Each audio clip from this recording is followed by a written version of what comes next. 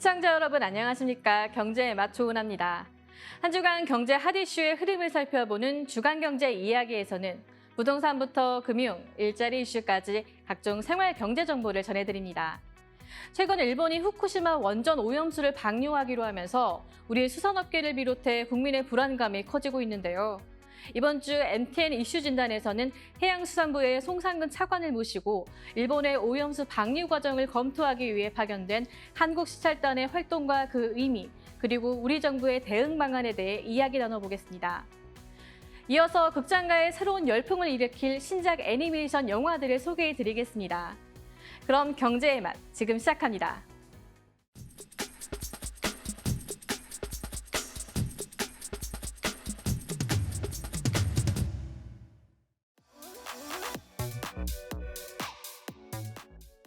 지난달 25일 발사에 성공한 누리호는 우리나라의 우주 발사체 기술이 세계적 수준에 올라섰다는 점을 보여줬는데요. 누리호는 목표로 했던 초속 7.58km로 정확히 고도 550km에 도달해 순차적으로 8개의 위성을 분리했고 위성 신호 교신도 잇따라 성공했습니다.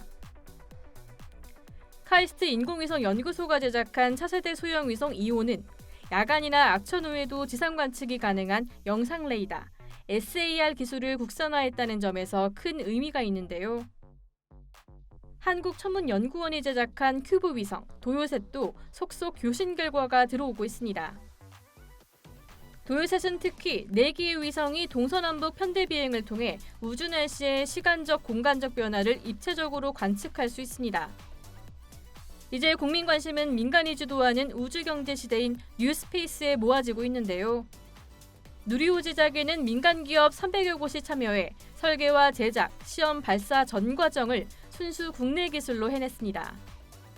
정부는 2027년까지 누리호를 3차례 추가 발사하며 우주 기술을 민간에 이전하고 2032년 민간 주도로 달 착륙에 도전하는데요. 누리호 3차 발사를 계기로 우주 기술의 실용성이 확인된 만큼 국내 우주 산업 생태계가 빠르게 성장할 것으로 기대를 모읍니다.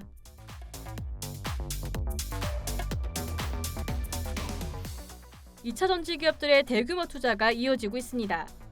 특히 최근엔 전구체 공장 설립 움직임이 활발합니다.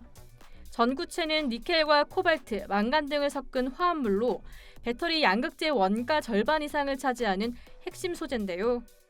국내에 전구체 공장을 짓게 되면 소재 공급망을 강화하는 동시에 양극재 생산 수직 계열화를 이룰 수 있게 됩니다.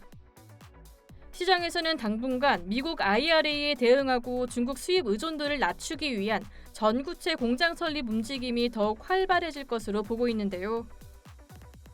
다만 중국 합작법인이 해외 우려단체 FEOC에 속할 경우 미국의 보조금 혜택이 배제될 수 있는 가능성이 있어 변수로 꼽힙니다. 앞으로 국내에 구축될 전구체 생산기지에 니켈과 전구체, 양극재와 밸류체인 클러스터가 안정적으로 마련될 수 있을지 주목됩니다.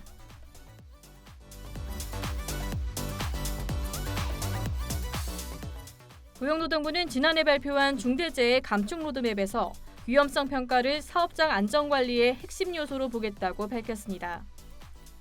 현장 위험을 가장 잘 아는 노동자가 사업주와 함께 위험 요인을 파악해 개선하도록 하자는 취지인데요. 위험성 평가는 기존에도 있던 제도지만 실행 방식이 어려워서 전체 사업장의 33.8%만 평가를 실시하는 등 참여율이 저조했습니다. 고용부는 최근 고시 개정을 통해 위험성 평가 방식을 단순화했는데요. 기존 위험성 평가는 재해의 빈도와 강도를 반드시 추정해야 했는데 앞으로는 간편한 체크리스트 등으로 위험성을 평가할 수 있습니다. 평가 방식을 단순화하는 과정에서 위험성이 과소평가되지 않도록 노동자 참여 범위를 평가 과정 전체로 확대했습니다. 고용부는 이 같은 위험성 평가를 현장에 안착시키고 확산하기 위해 가용 역량을 최대한 집중한다는 방침입니다.